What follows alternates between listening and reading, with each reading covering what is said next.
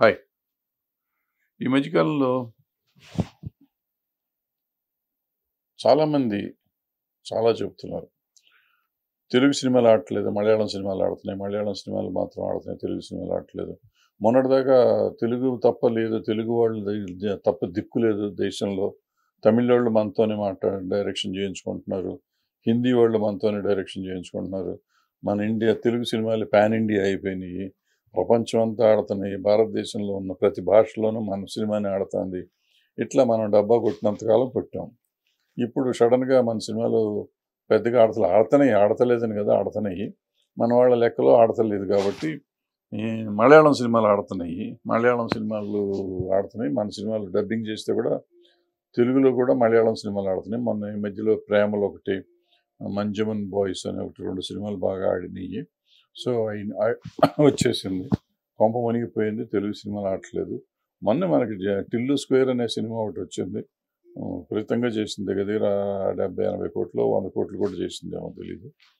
అట్లాగే ఇంకో సినిమా ఏదో వచ్చింది, అది కూడా చేసింది. బేబీ 100 కోట్లు చేసింది. అంతకుముందు సామాజిక వర్గం 40 కోట్లు చేసింది. మర్చిపోతాం. అదేదో 2 వచ్చింది, పల్లెవాసం, పొలిమేర 2 ఆడింది. ఇట్లా చెప్పుకుంటా పోతే గుర్తొచ్చి మళ్ళీ నేను ఒక్కో పేరు చెప్పుకుంటూ వస్తే చాలా సినిమాలు ఆడుతాను ఉన్నాయి. ఇప్పుడు వచ్చి మంజుమన్ బాయ్స్ అదేది ప్రేమలు ఆడినాయి. అయితే ఎంత చేసి ఉంటాయి? మహా చేస్తే 10 కోట్లు చేసి ఉంటాయి. ఇప్పుడు 10 కోట్లకు చేసేసరికి అవి ఆడేస్తున్నాయి. మన సినిమాలు ఫ్లాప్ అయిపోతున్నాయి. నిన్నే కదా బేబీ 100 కోట్లు చేసింది. టిల్లు స్క్వేర్ 70-80 కోట్లు 100 కోట్లు కూడా చేస్తుందో. ఎన్ని సినిమాలు చేస్తాయి? 100 కోట్లకి 10 కోట్లకి తేడా తెలియదా మనకి? మన సినిమాలు ఎంత చేస్తున్నాయి? 1000 కోట్లు కూడా వెళ్తున్నాయి. మన ఈ 1000 కోట్లు చేసిన హైయెస్ట్ నెంబర్ ఆఫ్ సినిమాలు మన తెలుగులోనే ఉన్నాయి కదా. సో 1000 కోట్లు చేసినప్పుడు మనమే చేసాం. 10 కోట్లు చేయగానే కొంప మునిగిపోయింది. తెలుగు సినిమాలు మానేసినాయి. మలయాళం సినిమాలు ఆడినాయి. ఇదొక ఏంటో తెలియదు. ఎందుకు మాట్లాడుతున్నారు? ఎందుకు చెప్తున్నారు? అంటే ఎవరిని భయపెడుతున్నారు? ఇన్ జనరల్ థియేటర్లకి జనం రావటం తగ్గింది. ఇన్ జనరల్ అంటే ఎందుకంటే మనం మంచి సినిమా తీయటం మానేసాం.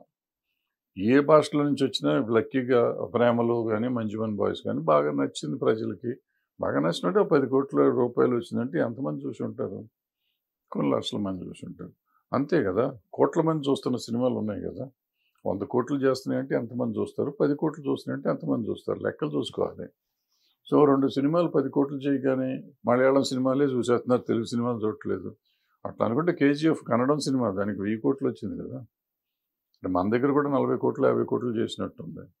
సో మనం ఊరికే ఆవేశపడిపోయో కంగారు పడిపోయో ఏదో బెదిరిపోవాల్సిన అవసరం ఏం లేదు. మన సినిమాలుగానే ఆడుతున్నాయి. వాళ్ళ సినిమాలు ఆడుతున్నాయి.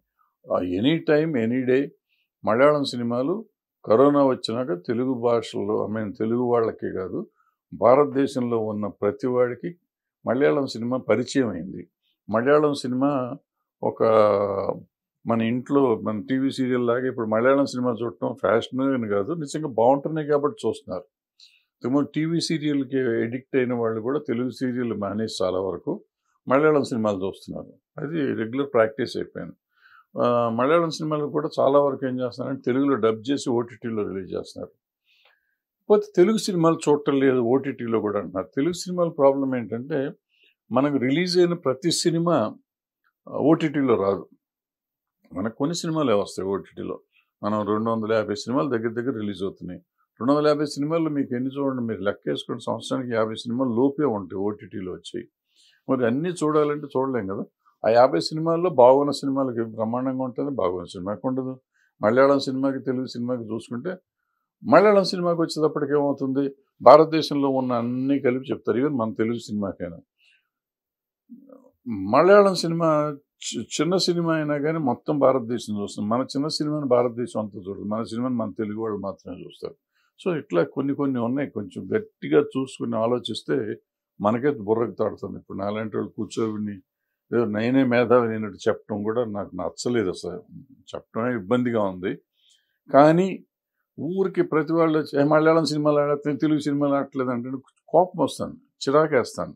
అందుకని చెప్పాల్సి వచ్చింది చెప్పాను. మీరు కోపడరు కదా, నాకు కోపం రాలేదు. నిజంగా చెప్తున్నాను, నమ్మండి. Thank you. బై.